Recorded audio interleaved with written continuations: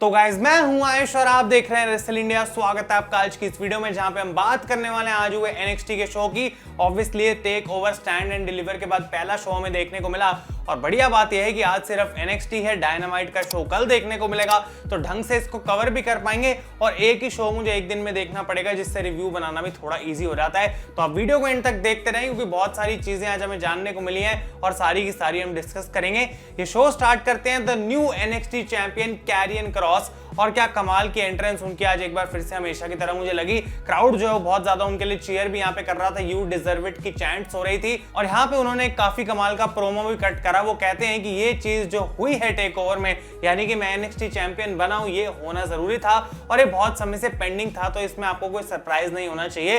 वो कहते हैं कि Finn Balor is one of the greatest जिसने आज तक रिंग में स्टेप इन करा है और मैं डेफिनेटली उसके लिए उनको क्रेडिट देना चाहता हूं। लेकिन बैलर ने यह बात बोली थी कि मुझे अपने इमोशंस के ऊपर कंट्रोल नहीं है और मैंने क्लियरली इस चीज को दिखा दिया कि बैलर वाज रॉन्ग। और वो बात करते हैं कि किस तरीके से NXT का इस टाइम पे रोस्टर कितना ज्यादा स्टैग्ड है, कितने सारे लोग हैं जो कि उनको चैलेंज कर सकते हैं possibly for the NXT title.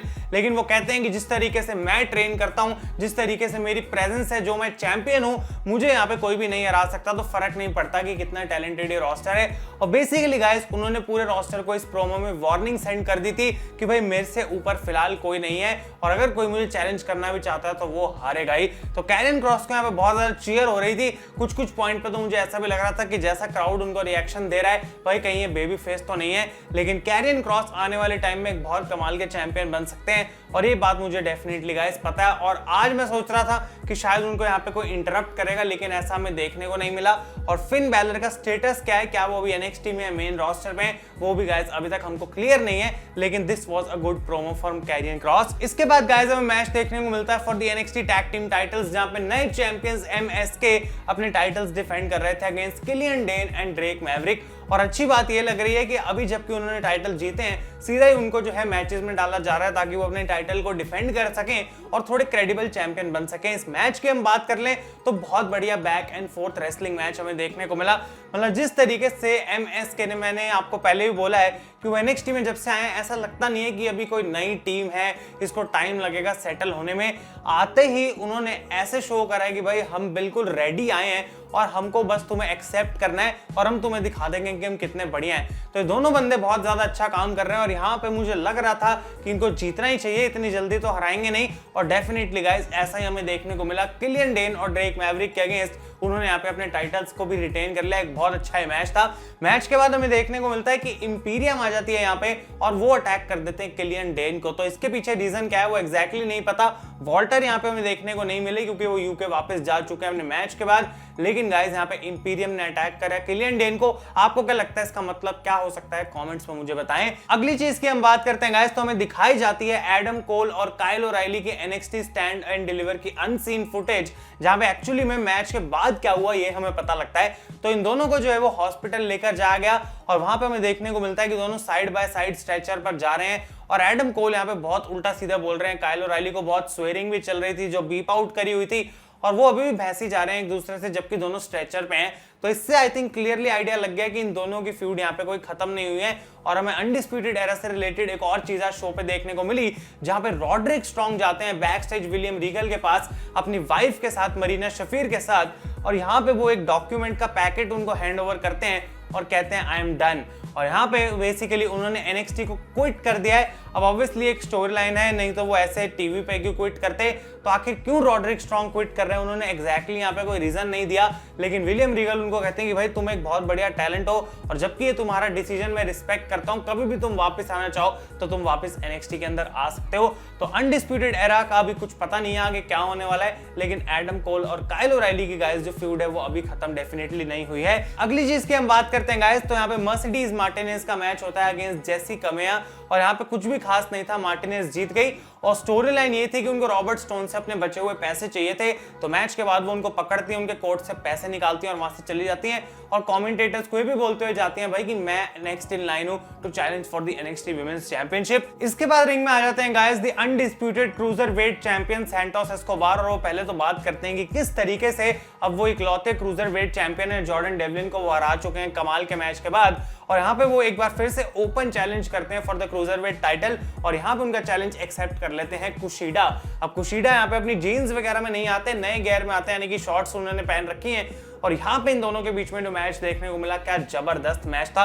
मतलब मैं कहूंगा कि अगर क्रूजर वेट टाइटल को किसी ने रेलिवेंट बनाया पिछले टाइम में तो वो है सैंटोस एस्कोबार।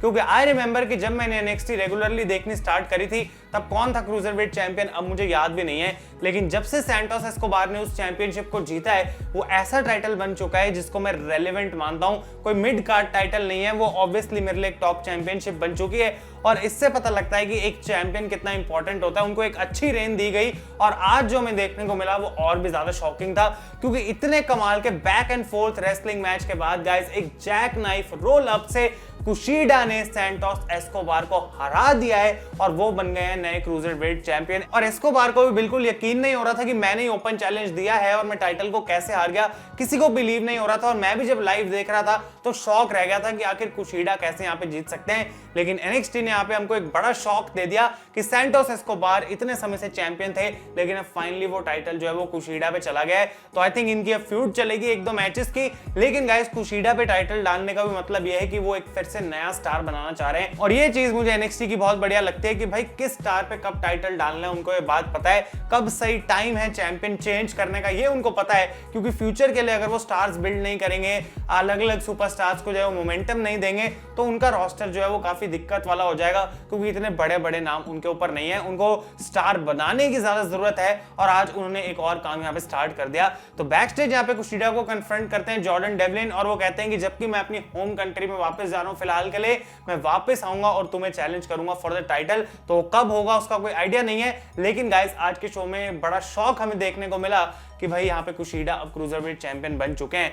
अगली चीज की हम बात करते हैं तो टोमासो चांपा और टिमोथी थैचर एक बार फिर से एज अ टीम दिखाई दे रहे हैं। और बैक स्टेज आज उन्होंने प्रोमो कट करा जहां पे एमएसके को उन्होंने चैलेंज करा है या फिर वॉर्न करा है कि हम तुम्हारे टैग टीम टाइटल्स के लिए आते हैं। वो कह रहे हैं कि अब दो नए चैंपियंस हैं, टैग टीम और एनएक्सटी चैंपियन।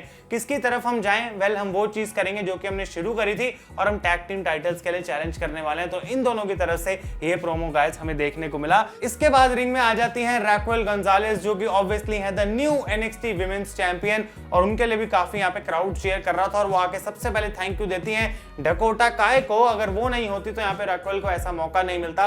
वो कहती हैं कि डकोटा काय हमेशा से ही मेरी साइड पे रही है और उनकी वजह से आज मैं यहाँ तक पहुंची हूँ। I am the NXT champion. और उनको यहाँ पे इंटरप्ट करने के लिए बाहर आ जाती हैं फ्रैंकी मोने और यहाँ पे वो बेसिकली आपको नहीं पता कि कौन है, तो वो है भाई जॉन मॉरिसन की वाइफ जिनका नाम है टाया वैलकरी। और यहाँ पे क्राउड उनके लिए भी काफी पॉप कर रहा था। वो कुत्ता लेकर आ गई और वो कहती है यहाँ पे कि भाई देखो सिंपल सी बात है, मैं अभी नया चेहरा हूँ एनएक्सटी के ऊपर, लेकिन अब तुम आदत डाल लो क्योंकि मैं हर हफ्ते तुम्हें यहाँ पे देखने को मिलने वाली हूँ। और ये जो मेरी विमेंस डिवीजन है वो चैंपियन को कह रही है और ये जो मेरा एनएक्सटी टाइटल तुम्हारे पास है जल्द ही मैं तुमसे छीन भी लूंगी। और रैक्वेल ऐसे एक्ट कर रही है कि भाई ये नई बंदी है, मेरे सामने आके इतना कैसे चौड़ रही है। और यहाँ पे वो उनको कहती हैं कि भाई तुम अभी यहाँ पे बिलोंग भी नहीं करती। और जबकि यहाँ से वो बाहर चली जाती हैं, वो कहती हैं कि भाई तुम मेरी आदत डाल लो। लेकिन इसके बाद कौन आ जाता है यहाँ पे? वो थी रिया रिप्ली जो कि ऑब्वियसली गाइस नई रॉ विमेंस चैंपियन है। और उसके बाद हमें नई स्मैकडाउन चैंपियन बियांका बेलेयर भी आज शो पे देखने को मिल गई। तो ये काफी बढ़िया मोमेंट थी क्योंकि इन तीनों की काफी हिस्ट्री है, रकेल, रिया और बियांका की। ये तीनों एक साथ आ गए यहाँ पे एनएक्सटी में और बेसिकली इन्होंने बस पोज करना था चैंपियनशिप के साथ, जो कि आज हमें शो पे देखने को मिला। तो एक नॉस्टैल्जिक मोमेंट्स थी एनएक्सटी फैन के लिए और मुझे गाइस देखने में काफी मजा आया। और जहां तक बात है फ्रैंकी मोने की, भाई मैं इंतजार कर रहा हूं देखने के लिए वो क्या क्या कर सकते हैं। और आज का उनका जो इंट्रो था यहाँ पे वो मुझे काफी सही लगा। इसके बाद गाइस हम बात करते हैं तो मैच देखने को मिलता है आइज़ाया स्वर स्कॉट अगेंस्ट लियोन रफ। इन दोनों की फ्यूड अब काफी लंबे समय से चलती आ रही है और आज एक बार फिर से इन्होंने कमाल का मैच दिया। बस एक चीज जो मुझे थोड़ी सी वीक लग रही है यहाँ पे कि आखिर ये लड़ किस चीज के लिए रहे हैं, क्योंकि पहले इतने से मैच हो चुके हैं, अब फिर मैच इनके बीच में आज हुआ। और रेसलिंग वाइज जबकि हमेशा एक कमाल का मैच देते हैं, आज एक बार फिर से वैसा हुआ। लेकिन स्टोरी लाइन कुछ खास मुझे यहाँ पे दिख नहीं रही। और यहाँ पे आज आइज़ाया स्वर स्कॉट जो है विक्ट्री ले चुके हैं और बैक स्टेज फिर से जाके लियोन रफ मैच के बाद अटैक कर देते हैं स्वर स्कॉट को। तो आखिर चल क्या रहा है, किस वजह से लड़ रहे हैं, क्या होगा आगे उसका कोई आइडिया नहीं लग पा रहा। लेकिन बार बार इनके बीच में मैचेस जरूर करे जा रहे हैं। इसके बाद back stage Mercedes Martinez confront करती हैं ज़ोई स्टार्क को और बेसिकली कहते हैं कि भाई तुम क्या बात कर रही हो नंबर 1 कंटेंडर की, I am next in line और मैं ही चैलेंज करूंगी अब रैक्वेल गोंजालेस को। तो ऑलरेडी आप देख रहे हैं किस तरीके से नए नए स्टार्स एनएक्सटी ने बिल्ड करने शुरू कर दिए हैं विमेंस रोस्टर के अंदर। ऑलरेडी। ऐसा नहीं है कि जो मैच अभी हुआ था टेक ओवर में फिर से वही करी जा रहे हैं। इयो शिराई जबकि आज पूरे शो पे हमें देखने को भी नहीं मिली, तब भी ऐसा नहीं लग रहा था कि विमेंस डिवीजन के अंदर कुछ कमी है यहाँ पे स्टार्स की। बहुत सारे स्टार्स वो ऑलरेडी बिल्ड कर रहे हैं और NXT चैंपियनशिप को वीक नहीं होने देंगे। और फाइनली गाइस शो के मेन इवेंट में हमें देखने को मिलता है 8 पर्सन इंटरजेंडर मैच, जहां पे एक तरफ थे ब्रॉन्सन रीड, डेक्स्टर लूमिस, शॉर्टजी ब्लैकहार्ट और एम्बर मून, और इनका मैच हो रहा था अगेंस्ट द वे।